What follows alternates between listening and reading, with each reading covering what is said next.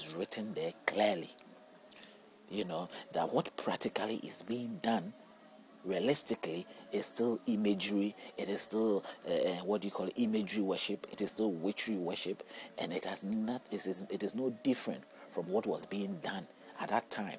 That they believe that others rose up to sort of bring down those things, to topple down that style of worship. That is what the sect group was about.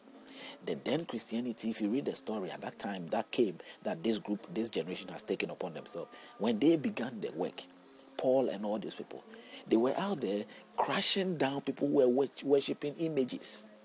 That is what Paul was doing. When he goes to Antioch and he goes to the Galatians area, Antioch, and I forgot all those names. He was commanding and telling the people that, why are you people worshipping images? The Almighty God, his definition of Almighty God in the Jewish sense has been renewed, and he was approaching it in a different way. So he was suggesting that to them. Now, it's the same way a Christian will come to you in the same manner. The same way a Muslim will come to you the same manner. I mean, the Muslims are not so aggressively going out there doing an individual approach and all that like the Christians. It is more of the Christians that we know of what to go, but they are mostly at wrong. They are mostly in a serious damnation that I sometimes I feel really, really, I regret going through that angle. But that is how it has been for me. There isn't much I can say about that. That a baby is as innocent and as as vulnerable as anything that you can see. It's the worst kind of vulnerability that a person can be in is when he's an infant. The worst kind of vulnerability that a human being is, your worst state of which you are vulnerable, you find yourself to be very vulnerable, is when you are an infant. There's nothing you can do. They usher you into baptism whichever way, or put you into Islam. I would have ended up become anything. I would have been a Muslim. I would have been a Christian. I would have been anything, whatever my parents choose.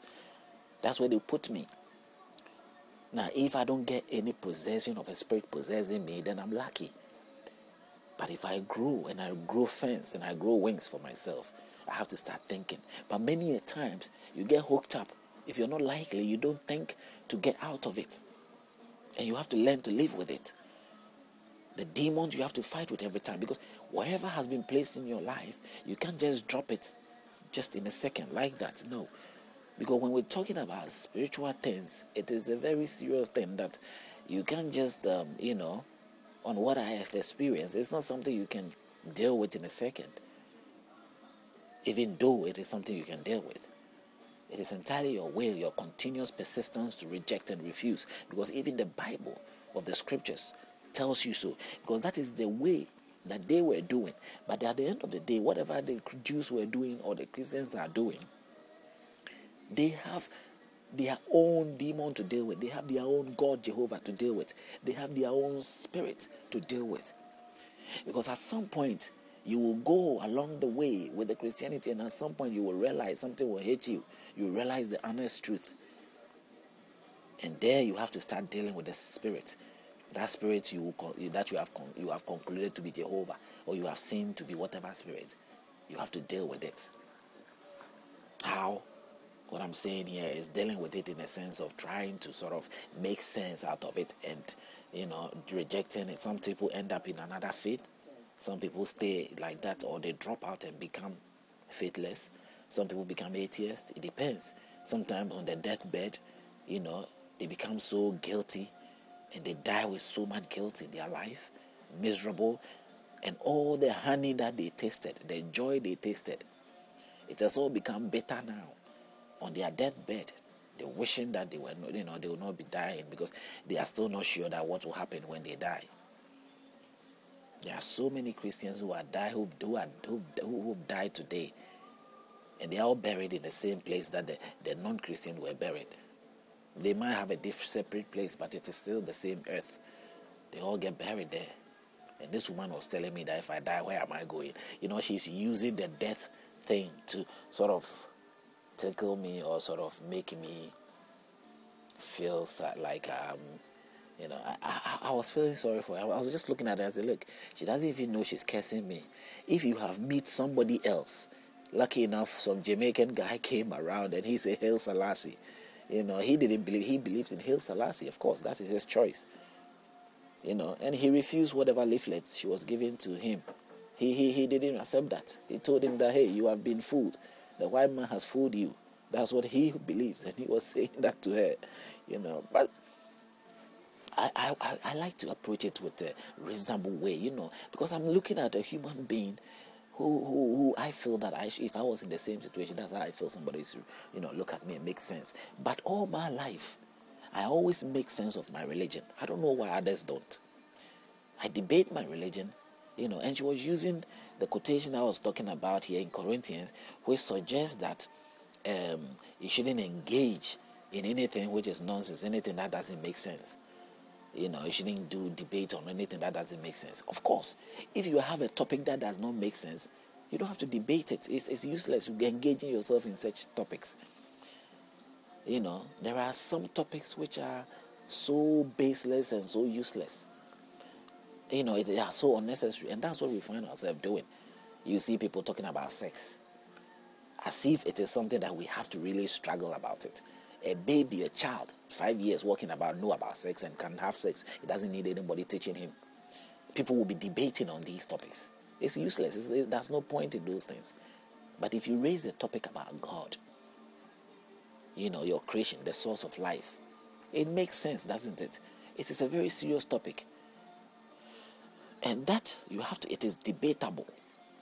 That is not what the Bible is talking about. It's not talking about you talking about, if you are talking about, you raise topic about him, that you want to know about God, then he has issues about that. If that was the case, he will not tell you that seek and you shall find. He will not tell you that you go out there and defend your faith. He will not contradict that. No matter how I even sometimes in my own way try to make sense for even that Christian out there, I still know in my head that there are some things that still don't make sense in the same book. And I want them to recognize that. It's not something that needs to be forced. You can't be forced. You can't force anyone to do anything or to forcefully put a food in the mouth of another person. It just, if the person is not a baby, people are meant to think things through. She was completely sitting at the opposite end as we talk. I could see that she has focused on something that does not make sense. She has gotten access to it, but she's holding on to it anyway, because that's all she knows. And I'm asking here, how on earth can you know that what you know is a lie or it's not? Have you even learned the historical background of Christianity? Have you learned? It is a Jewish worship. It is Jewish belief. The Jewish people made their God. They hold on to their God. That Jehovah punished them, and that Jehovah blessed them.